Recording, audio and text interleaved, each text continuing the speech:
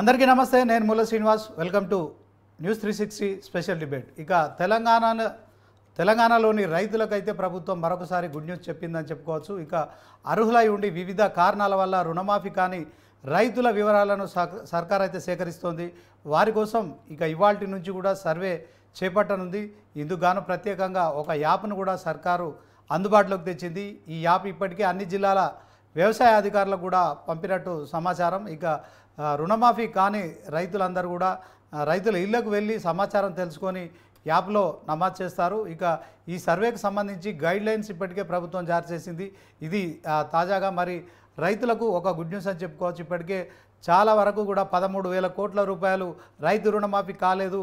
లక్షలాది మంది రైతులు రుణమాఫీ కాకుండా కొంత ఆందోళన చెందుతున్నారు. దీంట్లో ప్రతిపక్షాలు కూడా ప్రభుత్వంపై ఎప్పటికప్పుడు మరి ఇక విమర్శలు చేస్తున్న నేపథ్యంలో మరి తాజాగా రైతు రుణమాఫీ విషయంలో మరొకసారి ప్రభుత్వం కూడా మరి గతంలో ఏదైతే రేషన్ కార్డు అన్నారు, తర్వాత పాస్బుక్ అన్నారు, ఈ సడలింపుల విషయంలో కూడా మరి బ్యాంకులు అయితే కొంత రైతుల పూర్తి స్థాయిలో కమ్యూనికేషన్ లేకుండా చాలామంది రైతులకైతే క్షేత్రస్థాయిలో రుణమాఫీ రావట్లేదు. దీంతో బ్యాంకుల చుట్టూ రైతులు తిరుగుతున్నారు.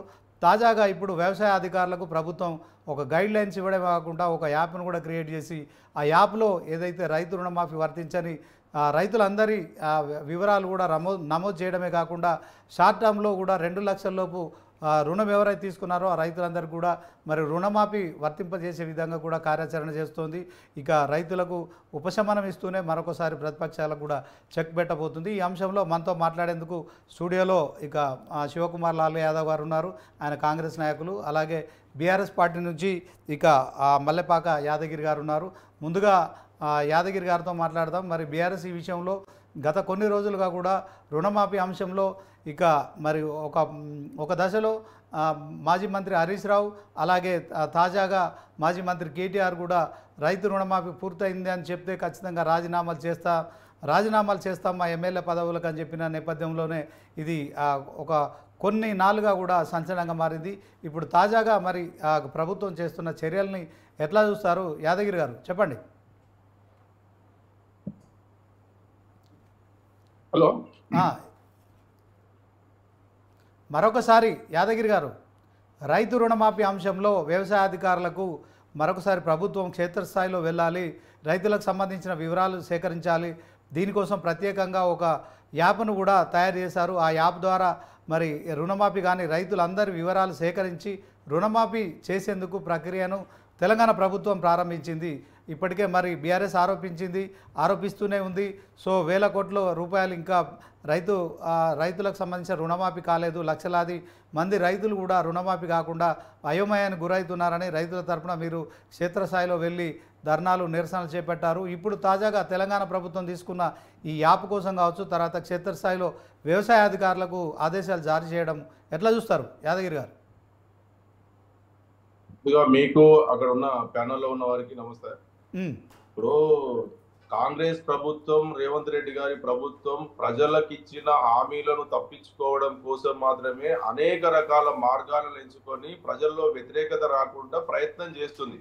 కానీ తెలంగాణ ప్రజలు, తెలంగాణ రైతులు చాలా మేధావులు, విజ్ఞులు. ఖచ్చితంగా వీళ్ళను పూర్తిగా గమనిస్తున్నారు.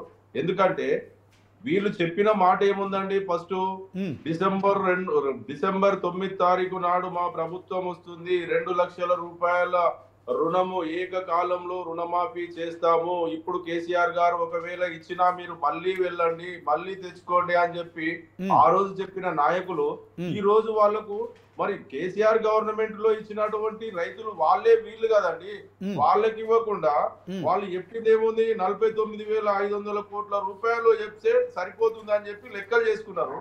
అదే మేము మా ప్రభుత్వంలో ఉన్నప్పుడు మా ప్రభుత్వం 1,00,000 రూపాయల చొప్పున రుణమాఫీ చేస్తే 17,000 కోట్ల రూపాయలు ఖర్చు అయింది. మరి 36 లక్షల మంది రైతులకు రుణముక్తి జరిగింది. కానీ కాంగ్రెస్ చెప్తున్నట్టు 2 లక్షల రూపాయలు మాఫీ చేస్తే మరి దానికి ఎంత కావాలి? డబ్బులు కావాలి. కానీ వాళ్ళు చేసింది ఎంత? 17,900 కోట్లు మాత్రమే వాళ్ళు రుణమాఫీ చేసి మేము చేసినామని చెప్తున్నారు. అదే విధంగా వాళ్లకు రైతులకు సంబంధించింది మేము ఇది చేస్తలేమని చెప్తున్నారు కదా. వాళ్ళ పార్టీకి సంబంధించిన ఎమ్మెల్యేలకు, మంత్రులకు వాళ్ళ ఎమ్మెల్యేలకు మంత్రులకు సంబంధించిన మాత్రం గతంలో వాళ్ళు ఏం చెప్పారు, రైతులకు రేషన్ కార్డు కావాలి, పాస్బుక్ కావాలి, లేకపోతే వాళ్ళ నెంబర్లు అవకతవకలు ఉన్నాయి, పేదలకు మాత్రమే ఇస్తాం, ధనవంతులకు మాత్రం మేము లేదు అని చెప్పి ప్రకటించిన మంత్రులు, ముఖ్యమంత్రి, కాంగ్రెస్ ప్రభుత్వము మరి వాళ్ళు చేసింది సాక్షాత్తు అసెంబ్లీలో ఉన్నటువంటి స్పీకరు గడ్డం ప్రసాద్ గారికి రైతు రుణమాఫీకి అర్హుడు, మేడిపల్లి సత్యం గారు చొప్పదండి ఎమ్మెల్యే గారికి అర్హుడు, అవ్వంపల్లి సత్యనారాయణ అర్హుడు, వేముల వీరేశం అర్హుడు, కోరం కనకయ్య అర్హుడు, రామదాస్ మాలోత్తు వైరా ఎమ్మెల్యే అర్హులు. కానీ పేద రైతులు మాత్రం అర్హులు కాకుండా పోయారు. ఒక దళిత నిరుద్యోగ యువకుడు మొన్న వరంగల్లో నిరుద్యోగి, అతను చదువుకొని ఉద్యోగం లేక అతను ఉన్న 4 ఎకరాల పొలంలో వ్యవసాయం చేసుకుంటుంటే అతను అధికారులు, వ్యవసాయ అధికారులు ఇతను నిరుద్యోగి, ఈయన నిరుద్యోగి అయి ఉండి వ్యవసాయం చేసుకుంటుంటే ఆయన తప్పుడు లెక్కలతోటి ఈయనకు ప్రభుత్వ ఉద్యోగం ఉందని చెప్పేసి అతనికి రుణమాఫీ కాకుండా చేసిర్రు. ఆయనకు తప్పుడు లెక్కలు చెప్తున్నారు, ఆయన సమాచారం లేదు కానీ మాత్రం ఆయన అర్హుడు, ఒక నిరుద్యోగ యువకుడు అనర్హుడు. కానీ వీళ్ళు ఎమ్మెల్యేలు, అసెంబ్లీ స్పీకరు వీళ్ళు మాత్రం అర్హులుగా ఉన్నట్టు ఈ కాంగ్రెస్ ప్రభుత్వం చెప్పుతున్నది. మరి దీనిలో ఎంతవరకు బాగుందో ఒకసారి తెలంగాణ రైతులు గమనిస్తున్నారు. అదే విధంగా తెలంగాణ ప్రభుత్వం ఎప్పుడు ఏది చేయాలనుకున్నా కూడా ఏదో ఒక సంచలనం కోసం మాత్రమే చేస్తుంది. ప్రజల దృష్టి మరల్చడం కోసం మాత్రం ఏదో ఒక సంచలనం. రైతులకు 24 గంటల ఉచిత విద్యుత్ ఇస్తున్నాము అని అంటే విద్యుత్ కొనుగోలులో కేసీఆర్ గారు అవకతవకలు చేసిండు. అరే రైతుల కోసం విద్యుత్ 24 గంటలు విద్యుత్ ఇస్తున్నారంటే కొనుగోలు 24 గంటల దాంట్లో కొనుగోలులో అవకతవకలు జరిగినాయని చెప్పేసి, అదే ఫోన్ ట్యాపింగ్ అని చెప్పేసి అనేక రకాలుగా, ఇప్పుడు నిన్నగాక మొన్న ఇది ఏదో సీఎం రిలీఫ్ ఫండ్ అని చెప్పేసి, అరే మీరు ఎక్కడ అవకతవకలు జరిగినా మీ ప్రభుత్వం మీ చేతిలో ఉంది, చట్టం మీ చేతిలో ఉంది, మీరు చట్టపరమైన చర్యలు తీసుకోండి. కానీ మా పార్టీ మీరు చట్టపరంగా తప్పు చేసిన వాళ్ళని చర్యలు తీసుకుంటే మేము వద్దని చెప్తలేము, మా పార్టీకి సంబంధం లేదు, వాళ్ళని తప్పించమని మేము ఎక్కడ ధర్నాలు చేస్తలేము. కానీ మీరేదైతే ప్రజలకు ఇచ్చిన హామీలను నిలబెట్టుకోండి. మీరు గత శాసనసభ ఎలక్షన్ లో ముందు మీరు ఏ మాట మీద ఈ తెలంగాణ రైతులను మోసం చేసిర్రు. రైతులు మేము రాగానే కేసీఆర్ గారు రైతు బంధు 10,000 రూపాయలు ఇస్తుండు, 1 ఎకరానికి మేము 15,000 ఇస్తాము, రైతు భరోసా ఇస్తాం, రైతు బంధు కాదు రైతు భరోసా ఇస్తాం అని చెప్పి మరి ఎక్కడ పోయిందండి? ఒకవేళ అగ్రవర్ణాలు, ఒకవేళ కేసీఆర్ గారు భూస్వాములకు ఇచ్చిండు, ధనవంతులకు ఇచ్చిండు, రియల్ ఎస్టేట్ వ్యాపారులకు ఇచ్చిండు అని చెప్పారు కదా. మరి ఇప్పుడు ఈయన కాదా, గడ్డం ప్రసాద్ గారు ధనవంతుడు కాదా, కవ్వంపల్లి సత్యనారాయణ గారు ధనవంతుడు కాదా, ఈ ఎమ్మెల్యేలు ధనవంతులు కాదా? ఇంకొక విషయం, రుణమాఫీ మేము చేసినాం అంటే ఇప్పుడు నల్గొండ జిల్లాలో 4,95,000 మంది రైతులకు మా ప్రభుత్వం, గత ప్రభుత్వం 2014లో మేము మాఫీ చేస్తే 3,32,490 మందికి మీ ప్రభుత్వం, ఇప్పుడున్న ప్రభుత్వం చేసింది. అదే ఇప్పుడు మహబూబ్ నగర్ మన ఇప్పుడున్న ముఖ్యమంత్రి గారి జిల్లా, ఉమ్మడి జిల్లాలో 6,02,085 మంది రైతులకు మా ప్రభుత్వం రుణమాఫీ చేస్తే వాళ్ళు 3,36,548 మందికి రుణమాఫీ చేసిరు. ప్రతి జిల్లాలో ఇప్పుడు ఖమ్మం జిల్లా పొంగులేటి గారు కూడా ముఖ్యమైన మంత్రివర్గంలో ఉన్నారు కదా, ఆయన జిల్లాలో మా ప్రభుత్వం ఉన్నప్పుడు 3,58,026 మంది రైతులకు మా ప్రభుత్వం రుణమాఫీ చేస్తే ఇప్పుడున్న ప్రభుత్వం 1,72,433 మందికి. ఏ జిల్లా చూసుకున్నా కూడా సగానికి సగం రైతులను తగ్గించి మేము రుణమాఫీ చేసినాము, మాకు ఇది వీళ్ళ దగ్గర అవకతవకలు జరిగినాయి, ఆ పాస్పోర్ట్ లేదని చెప్పి, పాస్బుక్ లేదని చెప్పి, రేషన్ కార్డు అని చెప్పి అనేక రకాలుగా తప్పించుకుంటూ ప్రజలను మభ్యపెట్టడం కోసం, ఏదో ఒక ప్రజల దృష్టి మరల్చుకోవడం కోసం, ప్రజలలో వీళ్ళకు వ్యతిరేకతను మనం తప్పించుకోవడం కోసం గత ప్రభుత్వాన్ని బదనాం చేయాలని చెప్పేసి వీళ్ళు ప్రయత్నం చేస్తున్నారు. కానీ తెలంగాణ ప్రజలు విజ్ఞులు, ఖచ్చితంగా రేవంత్ రెడ్డి గారు చేసే మోసాలను గమనిస్తున్నారు. రేపు రాబోయే స్థానిక సంస్థల ఎన్నికల్లో వాళ్లకు కర్రు కాల్చి వాత పెడతారు.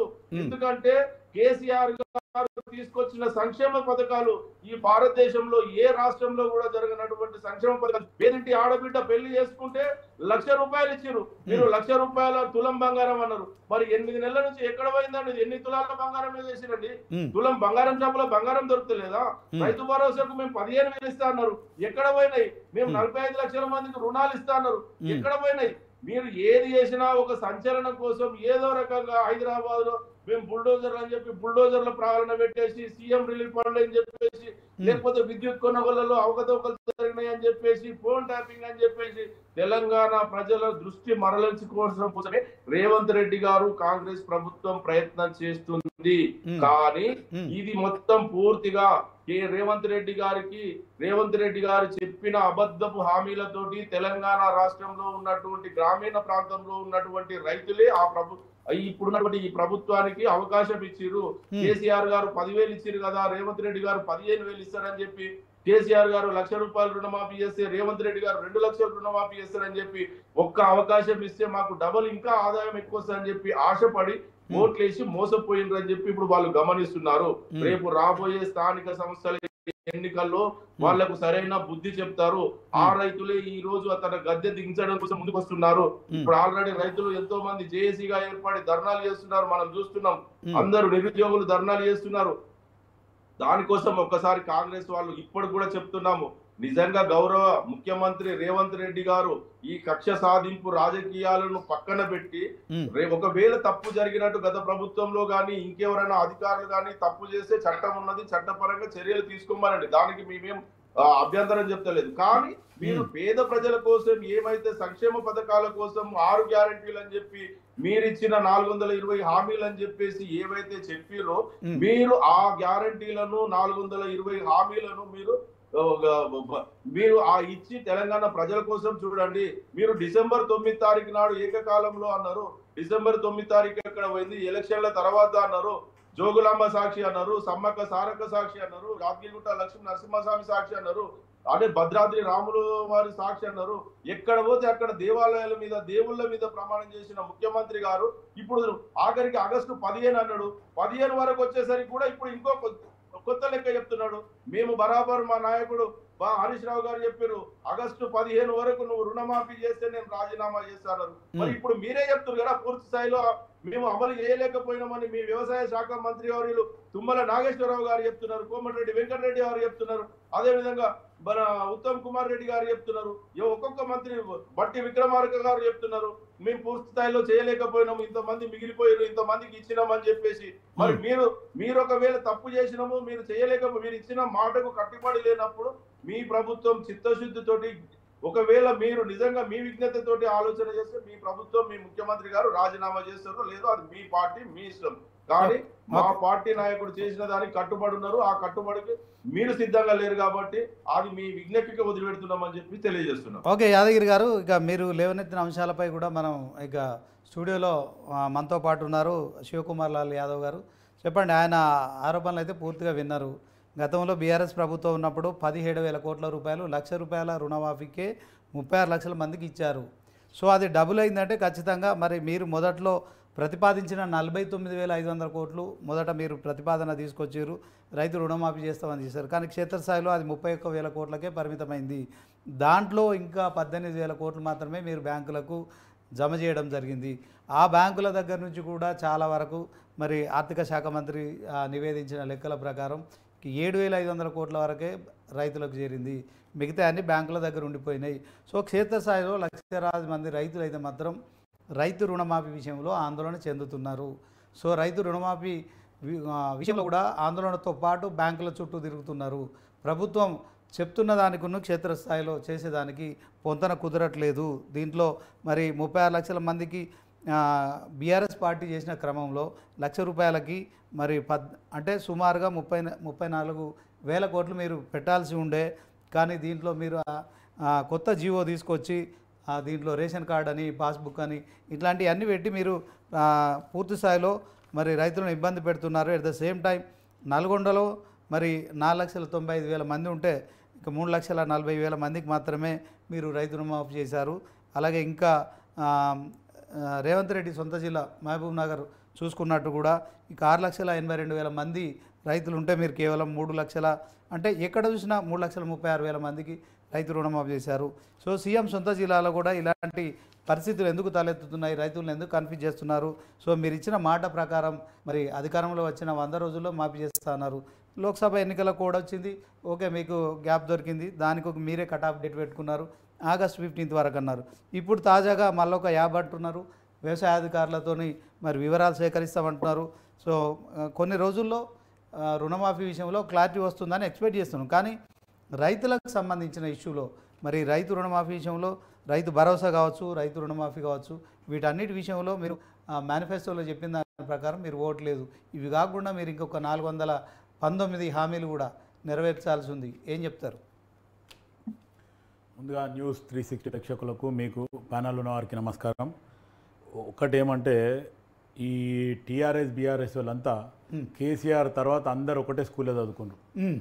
మొత్తానికి హరీష్ రావు ఏది మాట్లాడతాడో, కేటీఆర్ ఏది మాట్లాడతాడో, మిగతా వాళ్ళ నాయకులు ఈడ మన దగ్గరకు వచ్చే స్పోక్స్ పర్సన్లు అందరు కూడా బీఆర్ఎస్ వాళ్ళు ఒకటే చెట్టు కింద కూర్చొని గాడు తీసుకున్నట్టు ఉంటుంది. వీళ్ళు మాట్లాడే భాష, వాళ్ళు చేసింది ₹1,00,000 మాఫీ. ఇంకొక ఆరోపణ కూడా సార్, నేను మర్చిపోయినాను.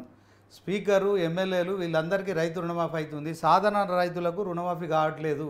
దీనికి ఏం చెప్తారు? అయితే ఇదైతే మొత్తానికి వాళ్ళు చేసింది ₹1,00,000 రుణమాఫీ చేస్తామని చెప్పిండ్రు. ఎప్పటిదాకా చేసిండ్రు? 9.5 సంవత్సరాలు సెకండ్ హాఫ్ అలా 2018 ఎలక్షన్ అయిన తర్వాత 25,000 చేసిండు. ఆ 25,000 చేసుకొని మళ్ళీ ఏడాదిన్నర పోయే వరకు ఆ 25,000కు కూడా మళ్ళీ వడ్డీ ఆడాయి. మళ్ళీ చేసే లోపల మళ్ళీ ఇది అయింది. వాళ్ళు చేసింది అది. ఇట్లా ఏకకాలంలో మా కాంగ్రెస్ పార్టీ చేసినట్టు వాళ్ళు చేయలేదు. ఒక్కటి. రెండోది ఇంకోటి ఏంటంటే 18,000 కోట్ల రూపాయలు మాఫీ చేసింది అనేది వాళ్ళు కూడా ఒప్పుకుంటున్నారు, మీడియా ఒప్పుకుంటుంది, ప్రజలు ఎవరైతే రైతులు ఉన్నారో వాళ్ళు ఒప్పుకుంటారు. 12,000 చిల్లర కోట్ల రూపాయలు ఈరోజు బ్యాంకులో ఆ క్యాష్ డిపాజిట్ ఉంది. దేనికి ఉంది? 2,10,000, 2,02,000, 2,50,000 లేదా 3 లక్షలు ఉన్నోళ్ళు ఆ ఎక్సెస్ అమౌంట్ కడితే వాళ్ళు దానికి ఎలిజిబుల్ అనేది రకంగా ఉంది. ఈ కట్ ఆఫ్ అయింది. మహబూబ్నగర్, ఉమ్మడి మహబూబ్నగర్ అనుకోండి, లేకపోతే నల్గొండ అనుకోండి, లేకపోతే ఖమ్మం అనుకోండి, అక్కడ రైతులు తక్కువ అయినరు అంటే ఏకకాలంలో 2,00,000 రూపాయలు మాఫీ చేస్తామని కాంగ్రెస్ పార్టీ చెప్పడం జరిగింది. గతంలో కాంగ్రెస్ పార్టీ తెలంగాణని ఇచ్చినప్పుడు మిగులు బడ్జెట్ రాష్ట్రంగా తెలంగాణ ఉండింది.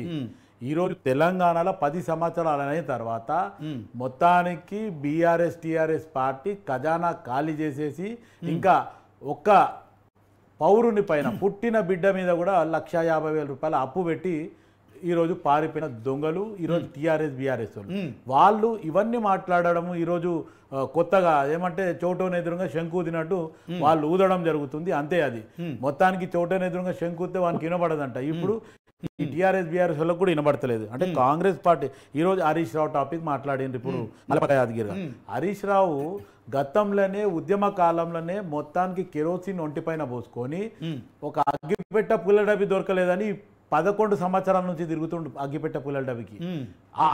ఆయన ఆదర్శంగా తీసుకున్న వాళ్ళు ఎంతో మంది చనిపోయినరు. ఈరోజు తెలంగాణ వచ్చింది.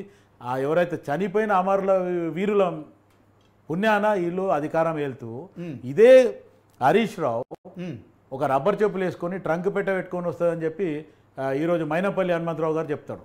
ఈరోజు ఆయన మాట కూడా ఈరోజు కూడా కౌంటర్ చేయలేని పరిస్థితిలో ఉన్న హరీష్ రావు ఇంకొక మాట చెప్తున్నా. 2004లో రాజశేఖర రెడ్డి గారి ప్రభుత్వం ఉన్నప్పుడు స్వయాన ఒక nominated minister sports, youth affairs and sports అనే మినిస్టర్ ఆయనకి నామినేటెడ్ ఇస్తే వచ్చిన హరీష్ రావు ఆ టైంలో సందర్భం వస్తే నన్ను కానీ ఇంకా జిట్ట బాలకృష్ణారెడ్డి కానీ ఇంకా కొంతమందిని నేను కొత్తగా ఒక మినిస్ట్రీ నాకు ఇచ్చిండు, నాకు యూత్ అఫైర్స్ స్పోర్ట్స్ గురించి కానీ దీని గురించి తెలియదు అంటే ఆ రోజులలో మేము ఆయనకు సజెషన్ ఇచ్చిన రోజులు ఉండే. హరీష్ రావు గారు ఓకే 2004లో ఆయన స్పోర్ట్స్ మినిస్టర్ ఎప్పుడైతే అయిండో అప్పటికైనా ఒక ఎమ్మెల్యే కాదు, లేకపోతే ఒక కార్పొరేటర్ కాదు, ఒక ఎంపీటీసీ కూడా కాదు. అటువంటి పరిస్థితిలో ఉన్నాయి. ఆయనకి ఈరోజు కాంగ్రెస్ పార్టీ ఓనమాలు నేర్పించి కాంగ్రెస్ పార్టీ పుణ్యాన ఒక అధికారం అనుభవించిన హరీష్ రావు ఈరోజు కాంగ్రెస్ పార్టీ మీద ఎదురుదాడి చేస్తాడు. ఇప్పుడు మొన్న ఆయన పేరు మీద వచ్చింది ఏంది? CM relief fund. ఒక్క నిమిషం సీఎం రిలీఫ్ ఫండ్ ఏదైతే ఉందో దాన్ని వాళ్ళ ఇప్పుడు మూల శ్రీనివాస్ అని ఉంటే దాన్ని ఆ మూల శ్రీనివాస్ రావు చేసి మూల శ్రీనివాస్ అని ఉంటే మూల శ్రీనివాసరావు చేసి మళ్ళీ వాళ్ళ అకౌంట్లలో వేసుకొని అది మళ్ళీ డబ్బులు వాళ్ళే స్కామ్ చేసిరు అనేది ఈరోజు నిర్ధారణ అయింది. ఇంకా మీదికని దొంగలు ఏమంటారు, చట్టం తని పని అదే చేసుకుంటూ పోతే మీ అధికారంలోనే ఉన్నారు, మమ్మల్ని లోపలేనని వీళ్ళు చెప్తారు. ఇది అంటే దొంగే పోయి దొంగ అని అరిసినట్టు ఉన్నది అనేది ఇది. ఇక కేటీఆర్ అయితే డ్రగ్స్ పబ్స్ ఈరోజు ఆల్రెడీ ఆలోచిస్తే మొత్తానికి ఈరోజు తెలంగాణ రాకముందు ఎన్ని చెరువులు ఉన్నాయి, ఈరోజు తెలంగాణ వచ్చినాక ఎన్ని చెరువులు మింగిండు, ఆయన బినామీలు, ఈరోజు ప్రతిది కూడా బయటపడుతుంది. ఈరోజు మొత్తానికి ఆయన దొరికిపోయిన దొంగ అనేది ఉంటే ఈరోజు జనవాడ ఫామ్ హౌస్ ఒక డ్రోన్ పంపించిందనే ఒక ఉద్దేశంతోనే ఈరోజు మా ముఖ్యమంత్రి గారిని అప్పట్లో పిసిసి అధ్యక్షుడిని మీరు 12-14 రోజులు జైల్లో పెట్టిన రోజులు లేవా? అప్పుడు కేటీఆర్కి తెలియదు అంటే నేను ఓవరాల్ గా చెప్పడం, ఎందుకంటే ఇంతకుముందు బీఆర్ఎస్ క్యాండిడేట్ ఇవన్నీ చెప్పడం జరిగింది. ఇదే కాకుండా మన మల్లెపాక యాదగిరి గారికి నేను ఇంకొక మాట మాట్లాడుతున్నా. మల్లెపాక యాదగిరి గారు ఇప్పుడు మీ ప్రభుత్వము అధికారంలో లేదు, మీరు ఎన్ని మాట్లాడినా అధికారంలో ఉన్నప్పుడే మీకు అధికార పదవిలు ఏమి ఇవ్వలేదు. ఇప్పుడు అధికారంలో లేనప్పుడు మీరు ఇది మాట్లాడితే మళ్ళీ మీ పార్టీ అధికారంలో వచ్చుడా సచ్చుడా తర్వాత మాట. చెప్పండి. ఇప్పుడు అన్నగారు చెప్తుండు, యాదగిరి గారు మీ ప్రభుత్వం అధికారంలో లేదు, మా ప్రభుత్వం అధికారంలో ఉన్నదని చెప్తున్నారు కదా. మా ప్రభుత్వం చేసిన సంక్షేమ పథకాలను మేము చెప్పడానికి సిద్ధంగా ఉన్నాం. ఇప్పుడు మీ ప్రభుత్వంలో మీరు కూడా ఒక సీనియర్ నాయకునిగా 83 నుంచి నేను రాజశేఖర్ రెడ్డి తోటి పనిచేసిన, రోషయ్య గారితో పనిచేసిన, కిరణ్ కుమార్ రెడ్డి గారితో పనిచేసిన, ఇప్పుడున్న రేవంత్ రెడ్డి గారు మీకంటే మీ పార్టీలో ఒకవేళ అధికారికంగా పెద్దగా వచ్చు కానీ మీకంటే చిన్ననే. మరి ఆయన మీకు ఎలాంటి పదవులు ఇస్తుండ్రు? యాదగిరి గారు ఇప్పుడు మనం రైతు రుణమాఫీ మీలాంటి వాళ్ళు మీరు ఆ రోజులో ఎలా ఉన్నారో ఈ రోజు కూడా అదే పొజిషన్ లో ఉన్నారు. మా గురించి మాట్లాడేటప్పుడు ఒకసారి మీరు కూడా ఆలోచన చేయండి. యాదగిరి గారు రుణమాఫీ గురించి నేను మాట్లాడదలుచుకుంటే, ముందు గతంలో కూడా 1,00,000 రుణమాఫీ కన్నా 2 లక్షల రూపాయల సంఖ్య 1,00,000 కంటే ఇప్పుడు 2 లక్షలు చేస్తేనే 14 లక్షల మందిని తగ్గించాడు. అదే విధంగా ఫస్ట్ నేను మళ్ళీ మొదటి నుంచి చెప్తాను, రాష్ట్ర స్థాయి మొదట రేవంత్ రెడ్డి గారు ముఖ్యమంత్రి గారు అయిన తర్వాత రాష్ట్ర స్థాయి బ్యాంకర్ల సమావేశం ఏర్పాటు చేసినప్పుడు 2 లక్షల రుణమాఫీకి 49,500 కోట్లు అవసరమవుతాయి అని చెప్పి బ్యాంకర్లు చెప్పితే, రేవంత్ రెడ్డి గారు స్వయంగా 40,000 కోట్లు అయితే సరిపోతాయి, అది కూడా నేను కడుపు కట్టుకుంటే ఇది పెద్ద విషయం కాదు అని చెప్పిన ముఖ్యమంత్రి గారు మరి 40,000 కోట్లు నేను ఒక్క సంవత్సరం కడుపు యాదగిరి గారు ఈ అంశం ఇప్పటికే మనం ప్రస్తావించాం.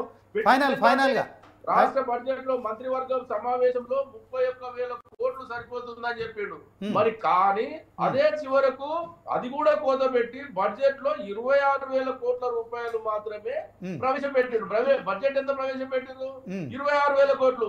ఈ 49,000 కోట్లు ఎక్కడ పోయినాయి? 40,000 కోట్లు ఎక్కడ పోయినాయి?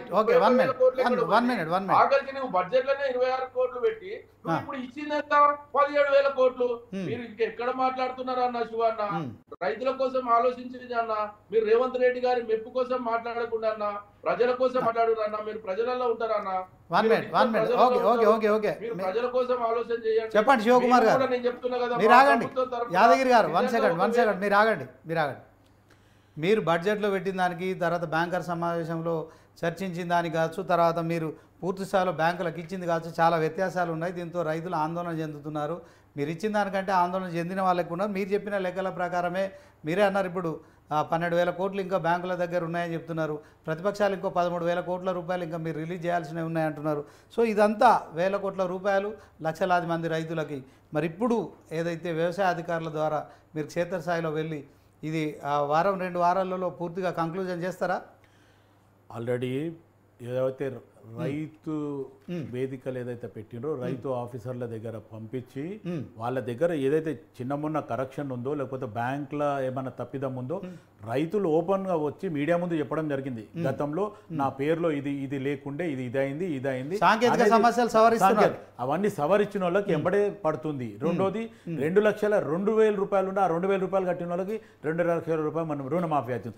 ఇవన్నీ జరుగుతూ పోతూ ఉంటే కూడా మళ్ళీ ఈ రోజు ఒక మొత్తానికి గవర్నమెంట్ ఏం డిసిషన్ తీసుకుంది, మీరు ఒక యాప్ తీసుకుంటే యాప్లనే మీరు డౌన్లోడ్ చేయండి, అది కూడా మేము స్వీకరిస్తాం అనే రకంగా ఈరోజు ప్రభుత్వం ఒక నిర్ణయం తీసుకొని ఈ రైతు ప్రభుత్వము ఆల్రెడీ ముఖ్యమంత్రి గారు కూడా ఓపెన్గా చెప్పడం జరిగింది, ఎక్కడ కూడా ఈ టీఆర్ఎస్ బీఆర్ఎస్ వాళ్ళ మాటలు వినొద్దు, మీరు ఉద్యమాలు అనేది పక్కన పెట్టండి, మీకు ఏమున్నా నేను ఒక పెద్దనలాగా నిలబడతా, మీకు ఖచ్చితంగా అన్ని రకాలుగా నిలబడి మీకు అటు మనం తెలంగాణ కొట్లాడిందే నీళ్లు నిధులు నియామకాలు లేకపోతే ఉద్యోగాలు లేకపోతే రైతులు అనే దాని మీదనే, ఇవన్నీ టీఆర్ఎస్ బీఆర్ఎస్ పక్కన పెట్టి మొత్తానికి ఫామ్ హౌస్లు లేకపోతే తాగుబోతులను చేసిన ప్రభుత్వం ఈరోజు టీఆర్ఎస్ బీఆర్ఎస్ ప్రభుత్వం ఈరోజు కాంగ్రెస్ పార్టీ ప్రభుత్వం 8 నెలలకే అన్ని చేసేంటంటే ఏమైనా మాయమచ్చేంద్ర ఒక్కసారి ఆలోచించాలి. ఓకే థ్యాంక్ యూ శివకుమార్ గారు, అలాగే యాదగిరి గారు ఇక మరి ఆ డిబేట్లో పాల్గొన్నందుకు. ఇది మరి మొదటి విడత ₹1,00,000, రెండో విడత 1,50,000, మూడో విడత 2 లక్షల రుణమాఫీకి తెలంగాణ ప్రభుత్వం స్వీకారం చుట్టింది. ఈ విషయంలో బ్యాంకులకు 18,000 కోట్ల రూపాయలు కూడా మంజూరు చేసింది. ఈ నేపథ్యంలో కొన్ని సాంకేతిక కారణాల వల్ల బ్యాంకుల వద్ద మరి 1,000 కోట్లు కూడా ఉండడం జరిగింది. ఇక దాంట్లో మరి 31,000 కోట్లలో ఎంత అయితే బడ్జెట్ పెట్టుకున్నారో దానికి పూర్తి స్థాయిలో రైతులందరికీ రుణమాఫీ చేస్తాము. ఈ అంశంలో వ్యవసాయ శాఖ అధికారులు కూడా ఒక యాప్ను తీసుకొని క్షేత్రస్థాయిలో రుణమాఫీ కానీ రైతులను గుర్తించి ఇక వారి దగ్గరికి వెళ్తున్నారు. వారి వివరాలను కూడా ఇందులో సేకరించి మరి దేనికైతే సంబంధించిన యాప్ ఉందో ఆ యాప్లో నమోదు చేసి తర్వాత రుణమాఫీ ప్రక్రియను కూడా అతి త్వరలో పూర్తి చేసే కార్యక్రమాన్ని శ్రీకారం చుట్టింది. ఇది తెలంగాణ రాష్ట్రంలోని రైతులందరికీ కూడా గుడ్ న్యూస్ అని చెప్పుకోవచ్చు. మరొకసారి రుణమాఫీ అంశంలో కూడా మరి డౌట్స్ ఉన్న క్రమంలో వ్యవసాయ అధికారులను సంప్రదించాలని కూడా రైతులను న్యూస్ 360 తరఫున కూడా మనం కూడా కోరుతున్నాము. ఇది ఇవాల్టి స్పెషల్ డిబేట్. చూస్తూనే ఉండండి న్యూస్ 360, నిజం ఆలోచనను మారుస్తుంది.